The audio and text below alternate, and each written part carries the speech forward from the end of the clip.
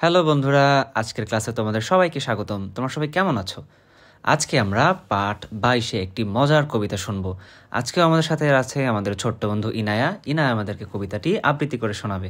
চলো আমরা ইনায়ার কাছ থেকে কবিতাটি শুনে ফেলি। আমাদের ছোট নদী, রবীন্দ্রনাথ ঠাকুর। আমাদের ছোট নদী চলে বাঁকে বাঁকে, বৈশাখ মাসে তার হাঁটু জল থাকে। পার হয়ে যায় গরু, পার হয় গাড়ি, দুই ধার উঁচু তার, ঢালু তার পাই। চিক চিক করে বালি, কোথা নাই কাদা, এক ধারে কাশবন ফুলে ফুলে সাদা। কিচিমিচি করে সেথা শালিকের ঝাঁক, রাধে ওঠে থেকে থেকে শেয়ালের হাঁক। বন্ধুরা, শুনলে ইনায়া কি চমৎকার করে আমাদেরকে কবিতাটি আবৃত্তি করে শোনালো। আচ্ছা, এই কবিতায় তো বেশ কিছু শব্দ ছিল নতুন, তাই না? যেগুলো তোমরা আগে কখনো শোনোনি। যেমন হাঁটু জল। তোমরা কি জানো হাঁটু জল মানে কি? হাঁটু জল মানে হচ্ছে হাঁটু সমান পানি। এরপর আরও একটি নতুন শব্দ ছিল ধার। ধার মানে হচ্ছে তীর। এরপর আরও একটি নতুন শব্দ ছিল ঢালু।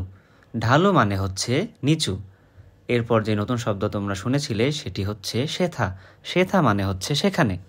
আর একটি নতুন শব্দ আমরা এই কবিতায় শুনেছিলাম, সেটি হচ্ছে ঝাঁক।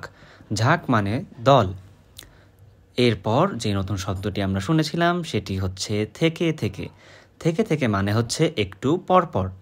এবং সবশেষে আমরা যে নতুন শব্দ শুনেছিলাম সেটি হচ্ছে হাঁক। হাঁক মানে হচ্ছে ডাক। তাহলে বন্ধুরা চলো আমরা এই কবিতা থেকে বেশ কিছু প্রশ্ন উত্তর শিখে ফেলি। ইনায়া, বলো তো কোন মাসে নদীতে হাঁটু জল থাকে? বৈশাখ মাসে। শালিকের ঝাঁক কোথায় কিচিমিচি করে? কাশবনে। আচ্ছা, বলো তো কাশবন দেখতে কেমন? ফুলে ফুলে সাদা। তুমি সবগুলো প্রশ্নের উত্তরই ঠিকভাবে দিতে পেরেছো।